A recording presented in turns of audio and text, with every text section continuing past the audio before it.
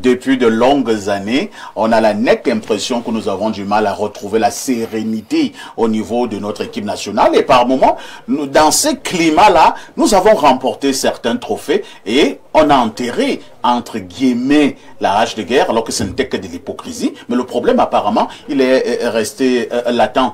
Que faut-il faire? Surtout que, pour l'heure, les chances de qualification directe des Lions indomptables sont compromises. Elles sont quasi nulles, les chances de qualification. Et ce serait regrettable que pour une première fois, que le monde entier va organiser une Coupe du Monde à 48.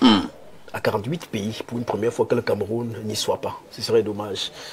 Et c'est pour cela que j'ai écouté avec beaucoup de peine mon aîné Almeida tout à l'heure qui disait que la FECAFOOT était responsable à 45%, que non. Quand on a écouté le brillant exposé de Fidel Castro, le décret de 2014 avait été clair. La gestion sportive, technique et administrative revient essentiellement à la Fédération camerounaise de football. C'est écrit en noir et blanc. Et donc on a plutôt l'impression que le ministère des Sports a décidé de se substituer à la Fédération camerounaise de football. Donc, à la suite de ce que Almeida disait, je vois plutôt une responsabilité à trois. En fait, je vois davantage un échelle de responsabilité à trois niveaux. Et la première échelle, de mon point de vue, incombe uniquement et de façon incidente au ministère des Sports. Et pourquoi? Je ne vais pas revenir sur tout ce que Fidel a dit tout à l'heure. Vous savez qu'aujourd'hui, en fait, en ce qui concerne ce match, qui est le prétexte à notre débat, celui qui vient de nous clouer, celui de Praia, vous savez que c'est presque le ministère des Sports qui a arraché l'organisation au ministère des Sports, à la Fédération camerounaise de football. C'est-à-dire que la Fédération camerounaise de football, qui prenait en charge le côté technique et sportif, a été mis de côté. Vous savez, par exemple, quand il parlait d'une délégation pléthorique de près de 78 membres, de près de 80 membres, et ça, c'est paru dans le communiqué de la fédération de Cap-Vert, qui l'a dit, comme pour le dénoncer. Vous savez près de 80 personnes. Non, nous avons suivi les reporters qui étaient de ce côté. On nous a dit qu'il y avait des marabouts. Ah bon? Oui. Les reporters, les images sont là. On nous a dit qu'il y avait des... C'est quoi le rôle du marabout? Je ne sais pas, je n'en sais trop rien. Je n'en sais trop rien. D'aucuns parleraient de préparateurs psychologiques. Je n'en sais trop rien. Sous d'autres cieux. Et à côté... Les gens y croient. Les gens y croient, certainement. Il faut le faire. Et ce qui a créé une incidence économique, vous savez que le budget initialement conçu pour cette affaire-là était de 230 millions. Hein? On s'est retrouvé à rallonger ce budget parce qu'il fallait satisfaire justement ce beau monde qui s'est retrouvé à Praia, presque en villégiature. Ça, vraiment, c'est de la responsabilité du ministère des Sports, qui se substitue là, comme je l'ai rappelé tantôt, à la Fédération camerounaise de football qui s'est mise de côté. Et d'ailleurs, je vais vous faire remarquer que depuis que le ministère des Sports a pris sur lui de gérer directement en décaissant les fonds, en payant tout ce qui est lié à ce type de voyage-là, vous ne voyez plus les budgets fuiter. C'est bizarre, hein, mon ami Castro de la Fédération camerounaise de football. Quand c'est M. Eto'o qui gérait directement, on voyait les budgets, les projets de budget fuiter, et aujourd'hui, on se rend compte que tout se passe dans le plus silence des morts. Le deuxième niveau de responsabilité est celui qui incombe essentiellement à l'entraîneur, à l'encadrement technique. Je suis d'accord avec ceux qui disent que les victoires contre des équipes moyennes ont masqué le véritable niveau de cet ovni, de ce policier, qu'on a placé à la tête du Cameroun. Nous parlons quand même du Cameroun. Nous parlons du Cameroun, où effectivement, quand on se retrouve à l'étranger, on peut vous identifier par rapport à l'équipe nationale de votre pays. Moi, j'ai vu M. Eto'o créer un embouteillage terrible en plein centre-ville de Milan, il y a encore quelques semaines. Donc, quand on dit Cameroun, on ne peut pas imaginer que quelqu'un dont personne ne connaissait le nom, M. Marc Brice, en soit arrivé à être pistonné à la tête d'une équipe comme celle-là, et avec les résultats que l'on connaît aujourd'hui. C'est les causes lointaines. Je continue, je finis, M. Parfait, ici. Et vous savez, à la suite de ce match, de cette rencontre, j'ai écouté beaucoup de choses qui se sont dites. J'ai écouté des analystes sportifs d'autres pays qui analysaient ce match en direct. On nous a parlé d'une cause qui pourrait être liée au synthétique, hein, sur lequel on est allé jouer à Praia. Mais il me semble que nous avons du synthétique en Bankomo, n'est-ce pas? Pourquoi hein, on est parti alors qu'on aurait pu capitaliser 1 ou 2 jours ici pour exploiter le synthétique en Bankomo? Pourquoi au lendemain de la victoire qui nous a plongé dans l'euphorie ici à Yaoundé, on a dû donner, je crois, un quartier libre aux joueurs sous la demande, et ça c'est connu, sous la demande de certains joueurs, Alessandre Aboubakar Vincent et Donana. Et là, j'embraye directement sur la troisième responsabilité, qui est celle des joueurs, et notamment ces deux que je viens de citer aujourd'hui, dont, comme tout le monde le sait, et notamment ceux des envoyés spéciaux qu'on a écoutés, qui sont allés de ce côté, sont aujourd'hui au cœur de tous les désordres qu'on a eu là-bas. Ah bon? Oui, monsieur Parfa, ici, nous avons suivi de près ce qui s'est passé de ce côté. On s'est retrouvé dans des histoires extra-sportives qui n'avaient rien à voir avec le football et entretenues par certains joueurs. Et donc, tout ceci mis ensemble... Vous désignez clairement Aboubakar Vincent et André Onana. Mais c'est connu que c'est eux qui ont demandé le quartier libre au lendemain de la victoire euphorique de Yaoundé. C'est eux. Ça, c'est connu. Et ce que je veux donc sortir en disant, quand on a décrit tout cela, je reviens, c'est une question peut-être rhétorique, à la suite de ce que mon frère Almeida disait. À quel niveau on peut situer la responsabilité de la Fédération camerounaise de football?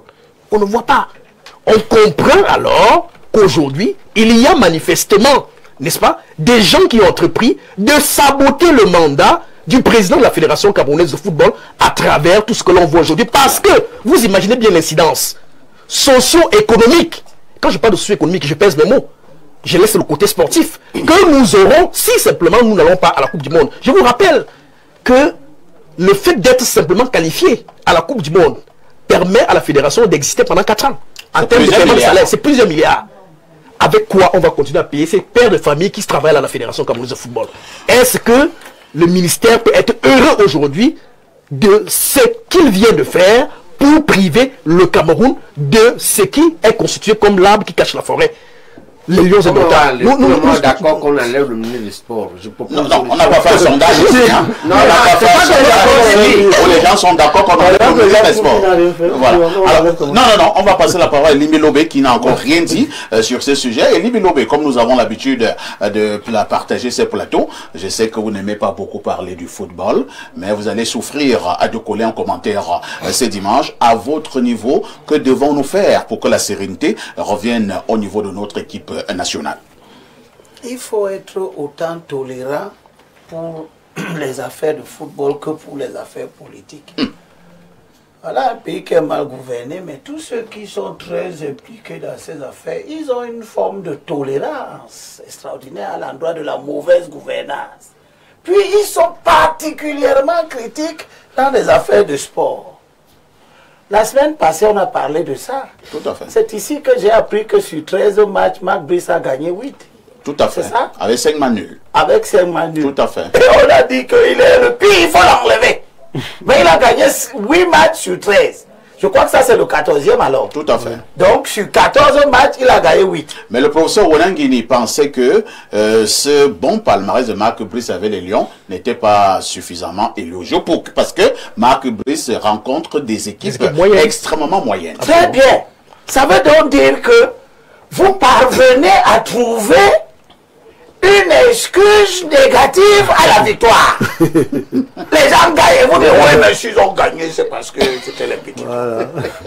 Donc, vous êtes des artisans de la défaite. Vous souhaitez que lorsqu'on va rencontrer un grand club, qu'on vous tape. Comme ça, Marc Brice va commencer à aligner les défaites jusqu'à rattraper les victoires. Pour justifier le discours comme quoi il faut l'enlever. Moi, je ne suis pas dans ça. C'est toi qui es fort dans les affaires de sport avec l'autre. Tout à fait. En dehors de l'équipe nationale, Lyon indomptable, Seigneur, c'est ça? Les autres, ça marche? Ça marche. Ça marche. Ça marche. Bon, une fois la démonstration. Vous êtes où avec la démonstration? Les 17 sont... Je peux faire la démonstration.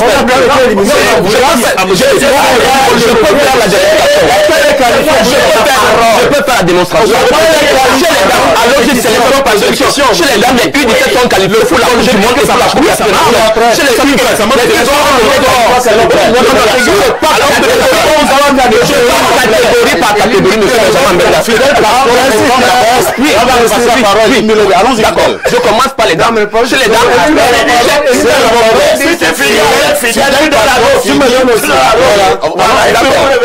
comment ça se passe chez les autres. Je voudrais dire, après 7 ans, le Cameroun avait été exclu de Montaigu. Chez les hommes. Presque 11 ans. Presque 11 ans. Oui. J'ai été de la délégation de Montaigu, avec les U16 du Cameroun, qui avaient été exclus parce que les amis de Benjamin Menda faisaient fuir les enfants à Montaigu. Ils n'ont jamais dit que le Cameroun avait été sanctionné. C'est ça. Le Cameroun on a fait 11 ans sans participer. Les U7 ont participé. 11 sélections. Je suis en train d'y aller. C'est tout. Les Lions de montagne du Cameroun, version première, sont qualifiés pour la Coupe d'Afrique des Nations. Je suis en train d'y aller. Les U17 étaient à la dernière Coupe d'Afrique des Nations. Peut-être vous n'êtes pas au courant. Les U17 étaient à la dernière Coupe d'Afrique des Nations. Vous n'êtes pas au courant. Nous sommes éliminés dans 2 catégories. Nous sommes éliminés chez les U23. Nous sommes éliminés, les U23 n'ont pas encore joué parce qu'ils ne jouent que pour les Jeux Olympiques. Nous sommes éliminés chez l'équipe A'. Nous sommes éliminés chez les U20. Je ne sais pas si c'est une nation de 2 équipes qui fait que toutes les autres sélections sont nulles. Alors chez les dames, les U17 sont qualifiés en même temps pour la Coupe d'Afrique des Nations et pour la Coupe du Monde. Les U20, pour la première fois de l'histoire, ont été qualifiés pour la Coupe du Monde et ont fait un parcours mémorable parce qu'ils sont arrivés en 8e de finale de la Coupe du Monde. Ça, beaucoup de Cameroun ne le savent pas. Maintenant, chez les grandes dames, elles sont en plein tournoi de qualification pour la prochaine Coupe d'Afrique des Nations. Où se situe donc le mauvais parcours, M. Elimbi Lobé?